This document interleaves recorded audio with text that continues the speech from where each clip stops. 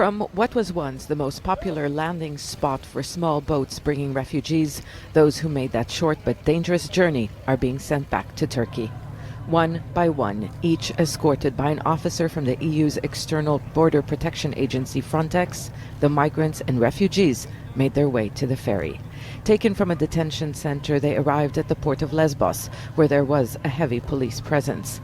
As with the first deportations, EU officials said these people, the majority of them Pakistanis, didn't want to apply for asylum. Observers from Turkey were the last people they spoke to before leaving European soil, and they didn't appear to resist deportation. The only sign of disturbance came from a small group of European activists who were protesting against the EU's solution to the migrant crisis, but they were unable to stop what they believe is an inhumane policy. Journalists are being kept at a distance, and we are not allowed to speak to those who are boarding the ferry. It was a similar case when the first group was deported on Monday. The EU has come under criticism for a process that some say lacks transparency, and human rights groups have criticized the lack of a clear criteria in determining if Turkey is a safe country. This time, UN representatives were given access to those who are being deported just before they boarded the buses.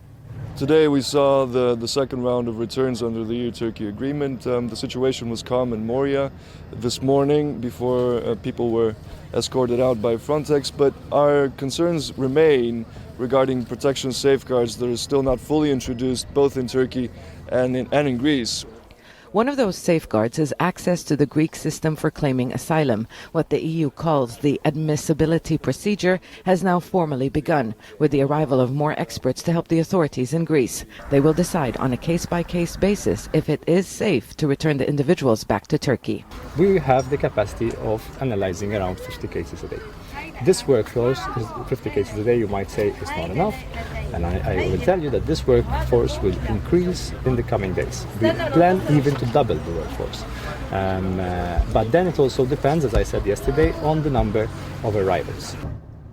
For now, more than 350 people have been deported back under the deal between the EU and Turkey, all of them voluntary returns. It's a small number, considering that a few thousand could still be sent back if their asylum requests are rejected, and considering, since the deal was put into practice, thousands more have arrived on Europe's shores. Zeina, Khodr, Jazeera, Lesbos.